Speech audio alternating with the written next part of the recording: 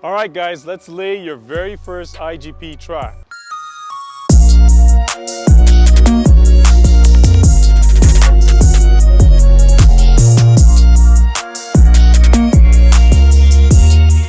Now, the first thing we need to do is determine the wind direction. Now, there are two ways of doing it. Sometimes I'll grab a few blades of grass, throw them up in the air, and see which way it goes. Or I might just actually turn and feel for the wind on the back of my neck. So it seems like we've got a southerly blowing wind, so we're gonna get ready to lay our track. The next step is actually to find a reference point. Now, when we say a reference point, it can be a tree, it can be a goal post, a lamp post. The reason being is when you're laying a track, it's very important that you walk in a straight line. I can't tell you how many times people have laid tracks and they forgot where their track is or how the track moves. And in order to help your dog, you need a reference point. You need that guide in order to help the dog down the track. Also, the main thing, which I should have said first, is the terrain. The terrain is of the utmost importance. Why? Because we want to make it simple for the dog to put it together, because we're going to be doing footstep tracking, an association between the scent of the ground and the food that we're going to be using on the track. Because for our purposes, we're going to be doing footstep. And in footstep tracking, what's going to happen is we're going to actually take some bait, and ideally we use hot dog, just like that, cut up like dime size or nickel size. And what's going to happen is we're going to be placing the bait in every footstep going along the track. You're also going to need two tracking flags, one that represents the start of the track and one that represents the end of the track. So with that said, we're using, let's say, the soccer field. It's full of grass, sod. The reason being is when we step on grass or sod, it emits a scent. That scent is chlorophyll. And we're going to create an association between chlorophyll and the hot dog. This is going to actually help the dog navigate down the track itself. So let's find our reference point in the distance. And I'm going to use, let's say, this big old tree over here in the distance. What's going to happen is I'm going to go forward a few steps in line with the tree. I'm going to stop now, and I'm going to place my tracking flag to the left of my body, in line with the seam of my pants, just like this. Now from here, what's going to happen is I'm going to create what we call a scent pad. So we're going to crush the grass, just like this. We're going to stomp, like, 1 square yard of crushed grass. We're going to bring up as much of that chlorophyll or ground disturbance odor as possible. Because again, for the IGP style of tracking, we utilize what we call ground disturbance as our signature odor. Now, in the way of, let's say, search and rescue or police service, they would utilize more in the way of body odor. So in both instances or both disciplines, they have to know each body odor and ground disturbance. It's just one may be, again, like I said, dominant ground disturbance, which is Schutzen, because we want deep nose tracking. And then the other one, we want, again, body odor, and simply because of what we call scent discrimination, where the dog has to be able to differentiate that particular odor of the person they're tracking amongst many other people. So now, getting back to our scent pad, we're crushing the grass, and again, right beside our flag. This is going to represent the start of the track. Now, facing our tree again, we're going to take out, let's say, 4 or 5 pieces of hot dog, just like this. And what I usually do with the hot dog is I'll scatter it like that, almost forming like a square formation on the scent pad. This way, it's going to encourage the dog to actually take up as much odor as possible. And this is very important. The way the dog starts usually dictates how he finishes his actual track. We want the dog to spend as much time as possible at the scent pad. The more time he spends at the scent pad, the more information he's gathering. You just don't want him, when he does come to the scent pad, race off down the track. You would ideally like a dog that's very slow and methodical. But like I said, later on we'll get into all the theory behind that. Now, getting back to our track, we look at our tree in the distance, and the steps that we're going to take are not large or normal stride. They're actually going to be very short strides or steps. And the reason being, we want to make it simple for the dog to navigate down the track. So I'm going to do this. step, and you see how far it is from the scent pad, that first step, it's not far at all. It's almost like heel toe, heel toe. I stomp 3 times, bring up as much of that ground disturbance odor as possible. I'll dig my heel into the ground, slide it forward, and then what I'm gonna do is I'm gonna take a piece of hot dog again, and I'm gonna put it in the heel print of the actual footstep. The reason being is this is a game of nose, not eyes. Some people like to put the actual hot dog in the footprint, and again, their theory or their idea is that the dog now will take odor all the way up to the hot dog. The problem with that, the dog gets a visual. They're not stupid.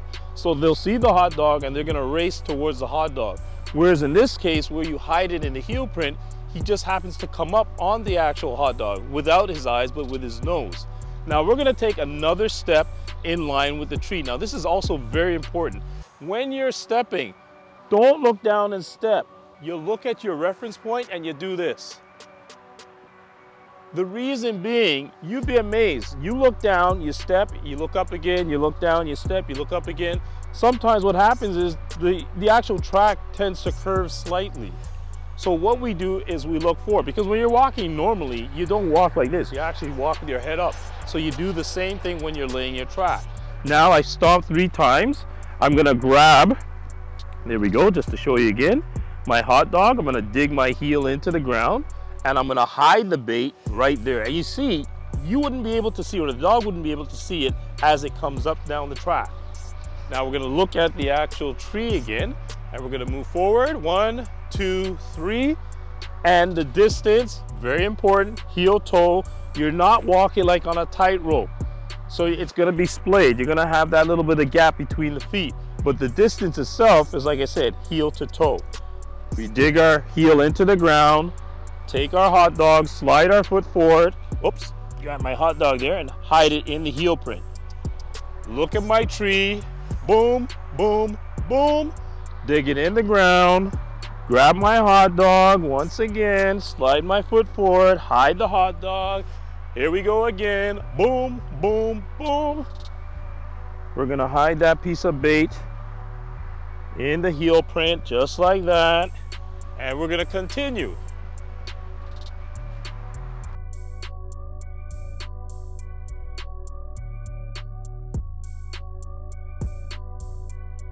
And usually with a beginner dog, I like to go a little bit longer, only because you may struggle in the beginning because it's new for you and the dog. And usually when they do pick it up, it's already at the end of the track. So I'll go at about maybe 15, sometimes even 20 steps. So this way it allows the dog to actually pick up on what it is you want and find the hot dogs and finish the track. Now, we're at the end of the track. This is where we're gonna lay another scent pad. So I'm gonna do this, come off like this in line with my tree, and like we did, I'm gonna place my marker to the left of me, and we're gonna do another little scent pad. This flag now represents the end of the track, so you know where the track finishes. And we put another pile of food, just like that, on the track. This will be the motivation for the dog to go forward, move forward down the track. Not only finding bits of food along the way, but that big pile at the end. It's all about motivation. What I found in the past is dogs that had issues in the way of tracking, it's usually a motivation issue. So right from the get-go, we want to show the dog, you follow these little pieces, it's going to take you to the big bonus reward at the very end. Now, we're at the end of our track. For the beginner dog, what we're gonna do, we're not just gonna walk off, we're actually gonna show him this is the end. So we're gonna do this. 3 giant steps forward in line with the tree. 1, 2, 3. That says to the dog, there's no other odor. That's the very end. Now, when you're walking back, it's as silly as it may sound, don't walk back on the track or not too close to it. Go fairly far from the track. This way we don't get what we call cross-contamination. You'd be amazed. The dog's sense of smell is very acute. And we want that scent to be the only scent that he picks up on out there, especially for the beginner dog. Once again, it's not too long, about maybe 15, 20 feet. We crush the ground, bring up as much odor as possible. We're creating let's say an association between ground disturbance and food reward. It's called footstep tracking. There are two styles of teaching a dog to track. You have retrieval style and non-retrieval. This would be considered non-retrieval, where the dog is just actually hunting for food. Retrieval style is where, let's say, we would have a ball or a toy at the end of the track. There's no food on the track, so you literally walk out, heavy stomps, place your toy on the ground, come back along the same path, right to the beginning, grab your dog, and give the tracking command as you have the dog hunt. That's, again, retrieval style tracking. You find that that would be used more with search and rescue or in police service. But for our purposes, in Schutzen or IGP, they would like to see deep nose. A dog where he's not air scenting, and this is also, again, why we track with the wind against our back. If you track into the wind, what happens is all that track odor is brought to the dog, so he starts to lift his nose or his head. It's easier for him to find, but that's not what we want, because later on, when it concerns corners or articles, he may overshoot.